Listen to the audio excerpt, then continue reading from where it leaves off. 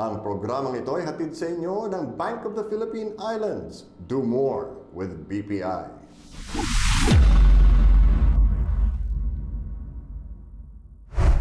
Ang bahaging ito ay hatid sa inyo ng Eastern Communications, Partners in Progress. Mabuhay teammates!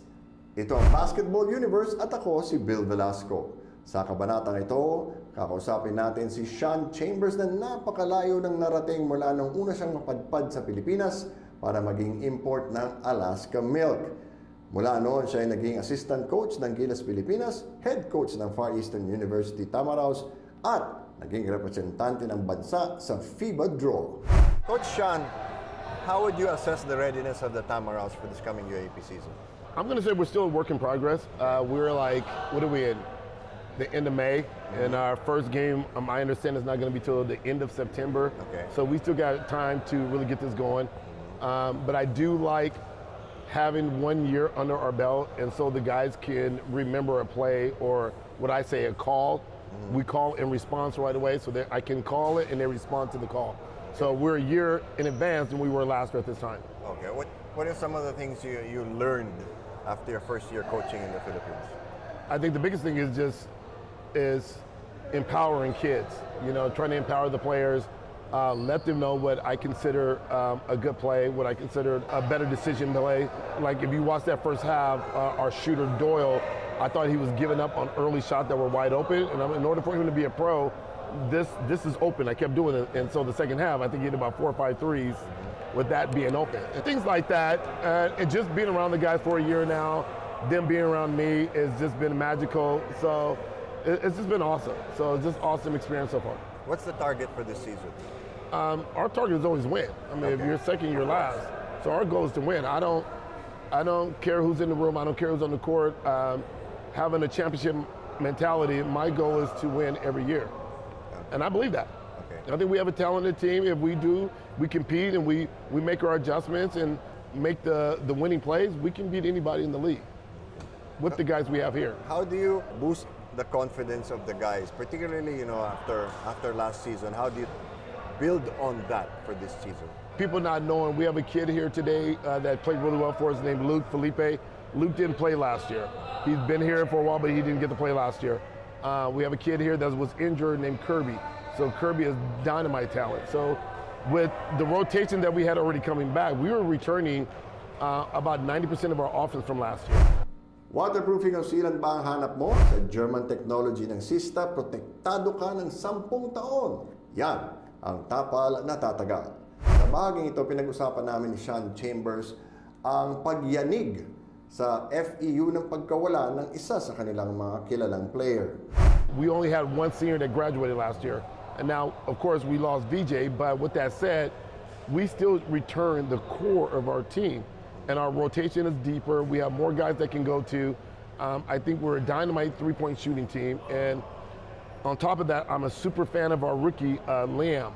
So I'm really happy with what we have, and I'm happy with the addition. So our morale is super high, as you can tell. Yeah, I can see that. You mentioned VJ Prey. How difficult was it for him to leave FEU? Well, extremely difficult. The kid, not only has he played here for the last 5 years, but he's lived here on this campus for 5 years. So this has been his home, away from home, and he's grew up with these guys since, what is he, 19 now? Since he was like, 14 years old. So it's been difficult for him, and his heart and soul has been with us. And again, I've said this already, he sent me a beautiful message telling me how much he loved me, how much he loved FEU, how much he loved his teammates, and this was just a thing he had to do for his family. Okay. Yeah. I noticed you guys were like running up and down almost the whole game. Is that by design? Yes. We want to get up and go. We want to play a fast tempo. And what I'm empowering my guys, all my guys, we want to be willing shooters. So if you have a shot, you like it, you feel it, let's go with it. That's the empowerment part. I don't want guys that ever feel like they're not capable of making a play. It may not always go well, and I'm not going to jump on them, as you can see. I'm not going to get on them because they made a bad play, because I know they don't want to make a bad play. Of course. But the empowerment allowed guys to make a play when we needed it down the stretch down here. Looking ahead to the season, how do you go from game to game? Because, it's not that particularly long a season. a couple of round robins, and then that's it. Yeah, I think the uniqueness about our league is this, every team is so different. Adamson is different from UST. UP is so different from LaSalle. LaSalle is extremely different from Ontaneo. And NU is different from us. Like, there's so many different looks. And then, of course, UE is different from everybody. So it's pretty cool that you go and you have to prepare differently from each team, you know?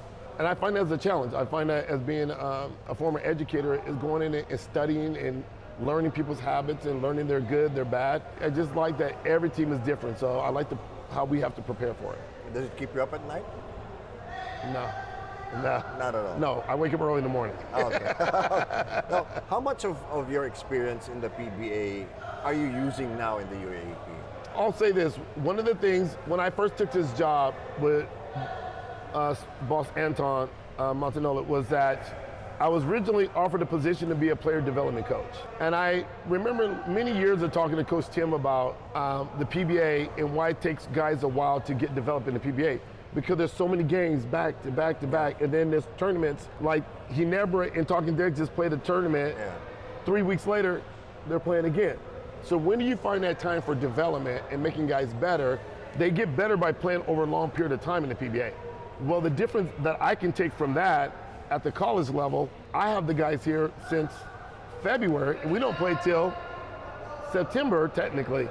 And so I have time to develop guys that are lacking whatever skill they have. How impressed are you with how these guys have changed since last year? Mo Konate is super talented. John Ray super talented. Doyle, it's just, I think what you want as a coach, you want your players to get your mindset and compete at every play. There's no excuses. We come in to try to win. Like, we weren't not trying to win this game today. We're going to try to win. So every game we want to go and set a standard of creating good habits. Winning habits turns into winning results. And we want to minimize our bad habits or losing habits. Those turns into losing results. So my guys are fully buying into that right now, and I absolutely love it as a coach.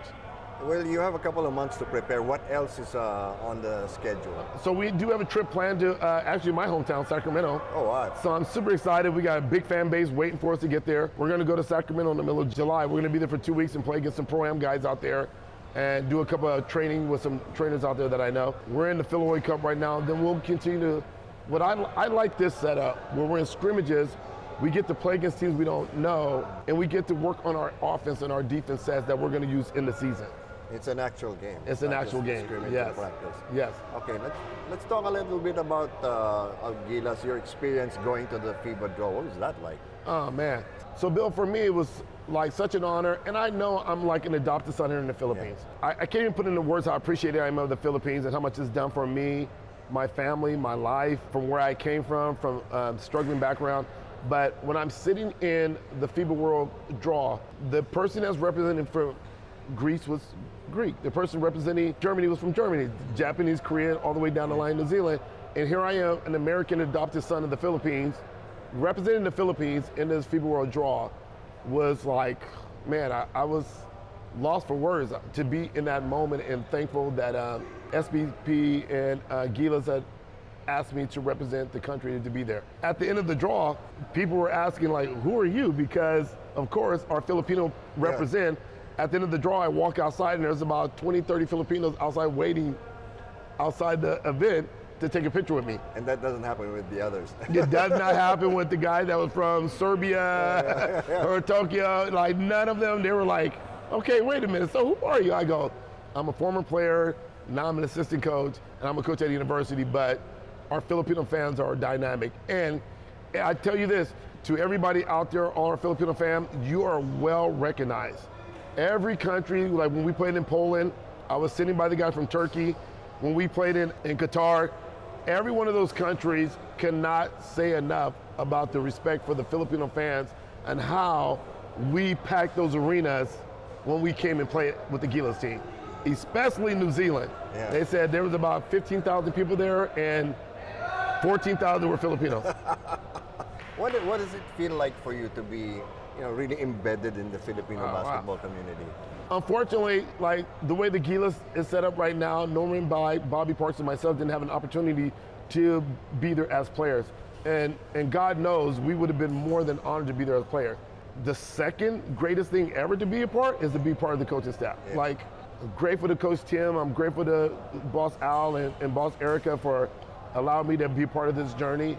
And, you know, like, to have a card that says assistant coach for the Gilas national team is a dream come true. Like, I told you this before, everything I've ever dreamed about in the Philippines has always seemed to come true. I've dreamed about winning a UAP championship too before, so that's gonna happen. Oh, but yeah. I told you, like, being part of the national team, like, I saw that vision, like being part of this journey. How do you maintain all of these really strong relationships over the decades? I'll start with my mother, because always good things happen to good people. And she taught us to be good people, love other people, be respectful of other people. And when you do that, you will be rewarded, you know, and always put God's first. God's first, and you know, I don't burn bridges. I don't cross people. I'm always looking out for the betterment of others. And when that happens, you maintain good relationship. That's why I'm still here. Yes, you are. How long can we go back, right? Yeah. Come on. Yeah. Thanks, John. Thanks, man. I appreciate you, brother. Love you. At yan ang Basketball Universe para sa araw na ito. Lunes hanggang Biyernes po tayo. Kaya mag-LSS na. Like, share, subscribe at follow na rin. Nais naming pasalamatan ang aming mga sponsors. Bank of the Philippine Islands, Eastern Communications, Eurotex at Sista. Saan man kayo, ano man ang ginagawa ninyo, laging tandaan, magkakampi tayo. Ako si Bill Velasco at ito ang Basketball Universe.